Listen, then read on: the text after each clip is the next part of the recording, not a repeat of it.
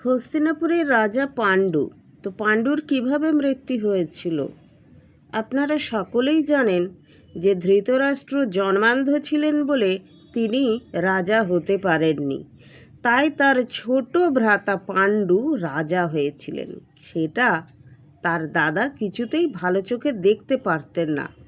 এদিকে পাণ্ডুও কিন্তু রাজা হতে চাননি। তো সবার পিড়াপিড়িতে তাকে রাজা হতেই হয়েছিল। তো তিনি শিকার করতে যেতে খুব ভালোবাসতেন। তো কিছুটা মনের শান্তির জন্যেও যেতেন।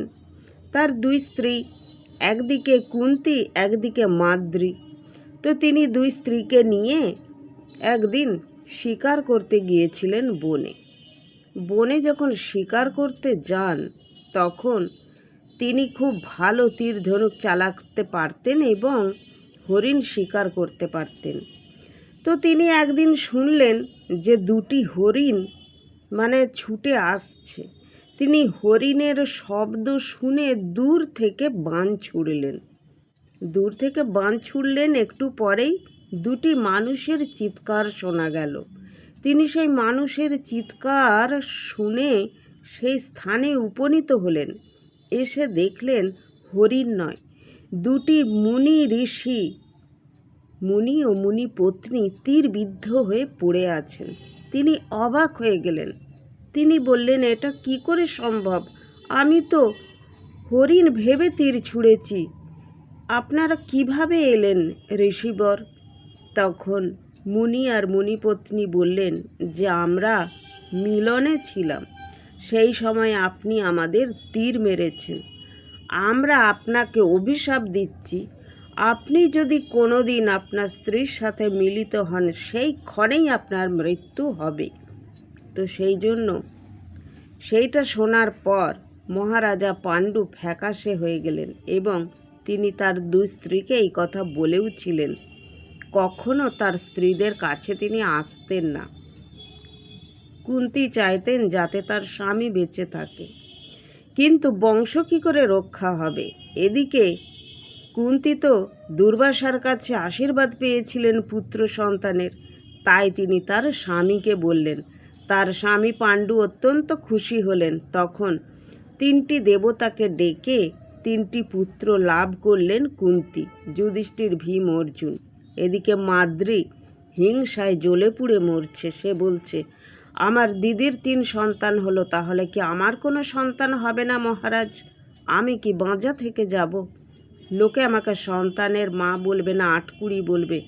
তখন কুন্তী বললেন, না বোন, আমি তোমাকে মন্ত্র দিচ্ছি, এই মন্ত্র বলে তুমি দেবতাকে আহ্বান করো। তো তড়ি ঘড়ি করে একটু বেশি মন্ত্র বলে ফেলেছিলেন মাদ্রী, যার জন্যে 2 দেবতা এসেছিলেন। একসঙ্গে তার 2টি যমজ সন্তান হয়েছিল, নকুল ও সহদেব। তারা অশ্বিনী কুমারদ্বয়ের সন্তান। তারা হলো স্বর্গের চিকিৎসকদ্বয়। তো এই 5 সন্তানের জন্ম দেওয়ার পর খুব খুশিতেই তাদের জীবন কাটছিল। কিন্তু ওই যে বলে না, বিধি বাম, কার কীভাবে মৃত্যু হবে কেউ কখনো জানে না। তো মহারাজা পাণ্ডুও জানতেন, যদিও ক্ষণিকের জন্য তিনি তো ভুলেই গিয়েছিলেন। একদিন তিনি দেখছেন যে তার দ্বিতীয় স্ত্রী মাদ্রী তো আরও কম বয়স ছিল এবং আরও সুন্দরীও ছিল। মাদ্রী কাঁখে কলসি নিয়ে নদী থেকে স্নান করে আসছে। সেই অবস্থায় পাণ্ডু দেখতে পেয়ে খুব ভালো লেগেছিল এবং মাদ্রীকে ভালোবাসতে চেয়েছিল। মাদ্রী অনেক বারণ করেছিলেন, মহারাজ আপনি আসবেন না আমার কাছে, আপনি দূরে থাকুন। কিন্তু না, পাণ্ডু তার স্ত্রীকে ভালোবাসতে গেলেন এবং সেই ক্ষণেই মারা গেলেন পাণ্ডু। তখন হাউ হাউ করে কাঁদতে লাগলেন মাদ্রী। কুন্তী অনেকক্ষণ না আসাতে ছুটে গেলেন, এসে দেখলেন তার স্বামী মৃত অবস্থায় পড়ে আছেন। তিনি তখন সব বুঝতে পারলেন। তো এই যে দুঃখটা মাদ্রী পেলেন যে তার জন্যই তার স্বামী মারা গেল, তো তিনি এই দুঃখটাকে আর বয়ে বেড়াতে পারলেন না।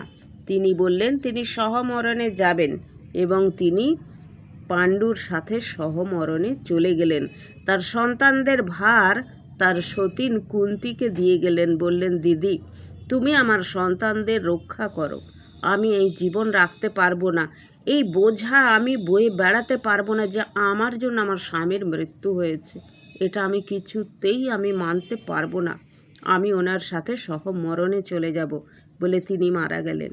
আর সেই দিন থেকেই কুন্তী তার 5টি সন্তানকে বুকে করে মানুষ করতে লাগলেন এবং তার 5টি সন্তান তার অত্যন্ত বাধ্য ছিল এবং তারা কখনো তাদের কুন্তী মায়ের কথার অবাধ্য হয়নি।